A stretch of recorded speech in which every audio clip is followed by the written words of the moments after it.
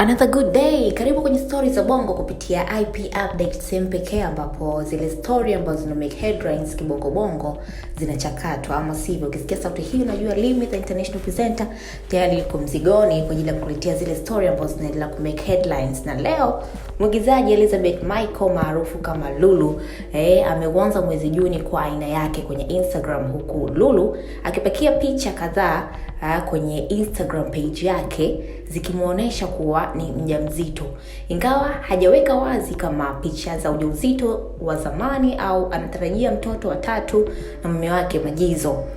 Kilichofurahisha zaidi ni ile slide ya mwisho ambayo ameshare kupitia Instagram page yake. Slide hiyo ilikuwa ni meme ya kuchekesha, akijibu swali kwamba mbona siku hizi hujiposti tena.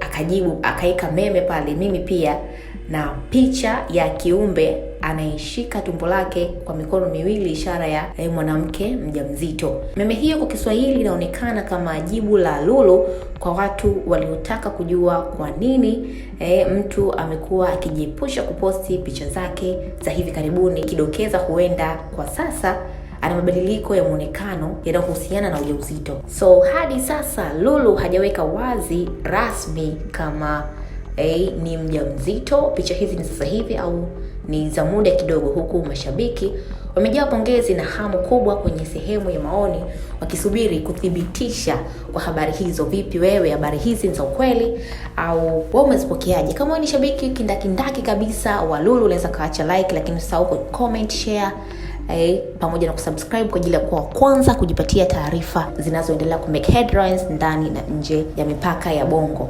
Mpaka baadaye, Limi the international presenter, I'm signing out.